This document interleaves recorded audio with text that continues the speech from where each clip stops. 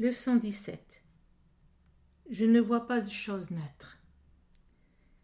Cette idée est une autre étape vers l'identification de cause et effet tels qu'ils opèrent réellement dans le monde. Tu ne vois pas de choses naître parce que tu n'as pas de pensée neutre.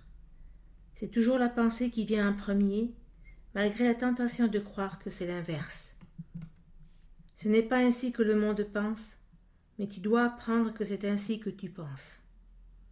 Sinon la perception n'aurait pas de cause et serait elle-même la cause de la réalité. Étant donné sa nature extrêmement variable, cela est peu probable. En appliquant l'idée d'aujourd'hui, dis-toi les yeux ouverts. Je ne vois pas de choses neutres parce que je n'ai pas de pensée neutre. Puis, regarde autour de toi en posant ton regard sur chaque chose que tu notes assez longtemps pour dire « Je ne vois pas un neutre parce que mes pensées au sujet des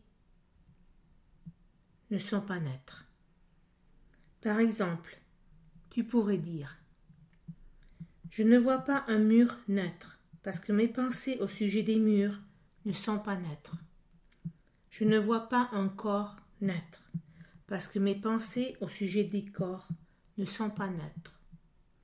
Comme d'habitude, il est essentiel de ne pas faire de distinction entre ce que tu crois être animé ou inanimé, agréable ou désagréable. Quoi que tu puisses croire, tu ne vois rien qui soit réellement vivant ou réellement joyeux. La raison en est que tu es encore inconscient de toute pensée qui soit réellement vraie et donc réellement heureuse.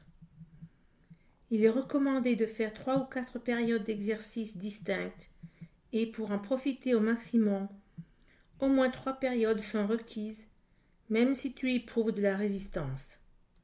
Dans ce cas, toutefois, la durée de la période d'exercice peut être réduite à moins de la minute environ qui est recommandée autrement.